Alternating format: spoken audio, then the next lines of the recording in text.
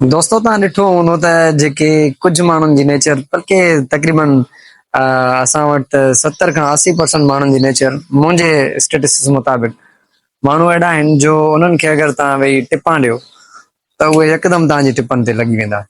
यानी उहे सुठा न हुजनि पंहिंजी तबियत में, पर तव्हां उन्हनि खे चओ साईं तव्हां जहिड़ो त को माण्हू ई कोन्हे। ऐं जेकॾहिं उहे मज़बूत न हुजनि तव्हांखे ॾिसण में, मां जहिड़ा हुजनि त तव्हां उन्हनि खे चओ न यार जेके सन्हड़ा माण्हू हूंदा आहिनि उहे वधीक मज़बूत हूंदा आहिनि। मतिलबु अहिड़ियूं ॻाल्हियूं जेके उन्हनि जे लाइ आहिनि ई कोन, ऐं तव्हां उन्हनि खे चओ उन्हनि जी दिलि ख़ुशि करण जे लाइ, त उहे वही पवंदा आहिनि, बरसी पवंदा आहिनि बारिश वारी कार। सो इन तबियत जा खोड़ माण्हू तव्हांखे हिते मिलंदा हूंदा। बहरहाल उन्हनि माण्हुनि जे लाइ इहो एतिरो नुक़सानकार हूंदो आहे जेके वही पवंदा आहिनि, इहा उन्हनि खे ख़बर न पवंदी आहे। इन ते हिकिड़ी एसोप जी जेकी आहे ज़बरदस्त क़िस्म जी फेबल आहे, स्टोरी आहे, जेकी इन ॻाल्हि ते बाक़ाइदा फिट थींदी आहे। उन में थींदो छा आहे त हिकिड़ो कांउ उॾरंदो ईंदो आहे ऐं उनखे वात में जेको आहे हिकिड़ो हॾो हूंदो आहे, उॾरंदो ईंदो आहे त उनखे हिकिड़ो हेठि लोमड़ बीठल हूंदो आहे, उहो उनखे ॾिसंदो आहे त लोमड़ जे यकदमि ज़हन में अची वेंदो आहे त आख़िरकार इहो हॾो मां कांव खां खसियां कीअं।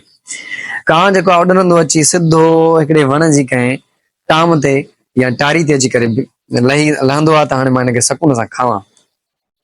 लोमड़ छा कंदो आहे, हुन वण जे हेठां बीही करे वञी करे कांव खे चवंदो आहे यार कांव ॻाल्हि त ॿुध, तूं वॾो ज़बरदस्त क़िस्म जो पखी आहे ऐं जेको आहे तोखे मां ॾिठो तूं जेको आहे तुंहिंजे वात में हॾो हुयो, तूं वॾे मज़े सां हिते खयूं आहे, ऐं इन खां पोइ तूं पंहिंजा पर ॾिस न, तुंहिंजा पर एॾा ज़बरदस्त आहिनि जो बाज़ जा पर बि तोसां कोन पहुचंदा, वॾा ज़बरदस्त क़िस्म जा। तूं जॾहिं उॾंदो आहे त एॾो ख़ूबसूरत लॻंदो आहे जो मां तोखे छा ॿुधायां।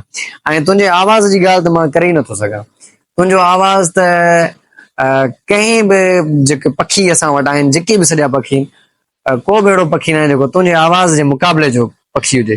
भले तूं जेको आहे हींअर ई जेको आहे आवाज़ कॾहिं फील कर, ॾिस भले त कांव खे पंहिंजे पाण ते शक थी वेंदो आहे। ऐं कांव यकदमि छा कंदो आहे, आवाज़ कढण जे लाइ वात खोलींदो आहे। जीअं वात खोलींदो आहे त जेको हॾो हूंदो आहे उहो किरी पवंदो आहे ऐं लोमड़ उहो हॾो खणंदो आहे। ऐं जॾहिं लोमड़ हॾो खणंदो आहे ऐं कांव त उहो पंहिंजो आवाज़ कढंदो आहे, हुनखे महसूसु थींदो आहे त यार मुंहिंजो आवाज़ एॾो भलो त कोन्हे, पर पोइ लोमड़ मथे हुन ॾे धके करे चवंदो आहे मूंखे सिर्फ़ु इहो हॾो ई खपे पियो।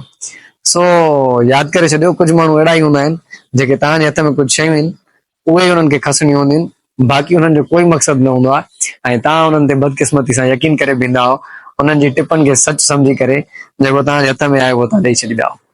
Thank U very much.